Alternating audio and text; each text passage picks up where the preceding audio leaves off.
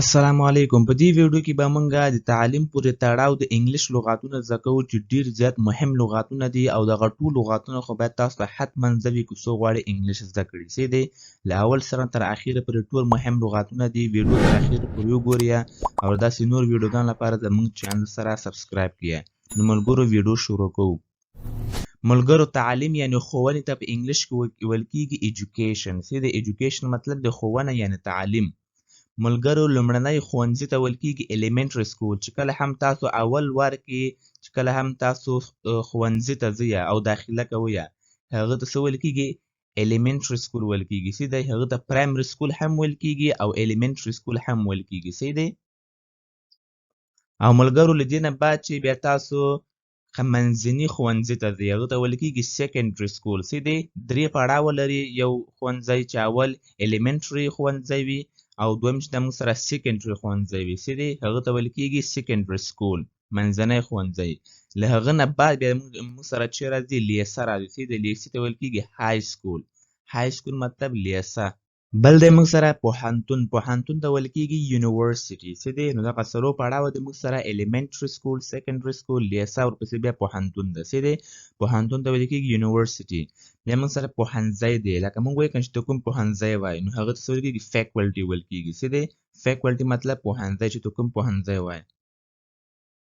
ملګرو بل دی موږ سره پوهاند یعنی پروفیسر. څه دی پروفیسر مطلب دی پوهاند پروفیسر. زده کړې ته په انګلیش کې ویل کیږي سټډي. سټډي مطلب زده کړه. ښوونځي جامې ته څه ویل کیږي سکول یونیفارم ویل کیږي. د ښوونځي جامې ته سکول یونیفارم ویل کیږي. څه دی نوملیکنې ته په انګلیش کې ویل کیږي رجسټریشن. رجسټریشن مطلب نوملیکنه. ملګرو کتابتون ته ویل کیږي لایبرري. لایبرري مطلب دی کتابتون. لوړې زده کړې ته په انګلیش کې ویل کیږي هایر ایجوکیشن. هایر ایجوکیشن مطلب لوړې زده کړې. لیکوال ته په انګلیش کې ویل کیږي ملګرو آتر. آتر مطلب لیکوال. لوستونکي ته په انګلیش کې ویل کیږي ریډر. ریډر مطلب لوستونکی.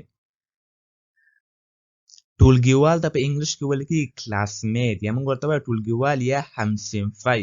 همصنفي ته څه ویل کیږي یا ټولګیوال ته څه ویل کیږي کلاسمیټ ویل کیږي. ښه دغه ټول لغاتونه به تاسو زده کړئ. ښه ټولګي خونې ته د ټولګي خونې څه ویل کیږي کلاس روم. کلاس روم مطلب یعنی صنف یا ټولګي خونه. څه دی هغه ته ویل کیږي کلاس روم. کورنۍ دندې ته ویل کیږي هوم ورک. هوم ورک کورنۍ دنده. ازموینه یعنی امتحان ته په انګلیش کې ویل کیږي ایگزام. ایگزام مطلب ازموینه یا امتحان. لیکل ته په انګلیش کې ویل کیږي رائټ. رائټ مطلب لیکل.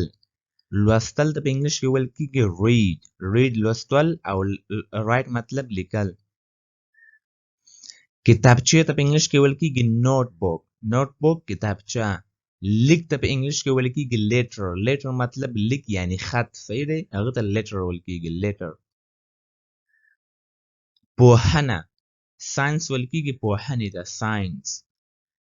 او درجې ته ویل کیږي ډیګري. مطلب تاسو سره کومه درجه ده تاسو سره کومه ډیګري ده. صحیح دی نو ملګرو امید لرم چې دا ویډیو مو خوښه شوې. دا ټول هغه مهم لغاتونه ول چې دا زموږ په انګلیش کې ډېر زیات استعمالیږي او داسې لغاتونو سره موږ حتما مخامخ کیږو په خپل ژوند کې. څه دی نو دا ټول لغاتونه در سره زده کړئ او که بیا هم چاته پکې مشکل وي دا ویډیو دوباره وګورئ. څه دی او داسې نور ویډیوګان لپاره زموږ چینل سره سبسکرایب کړئ. Thank you so much for watching this video.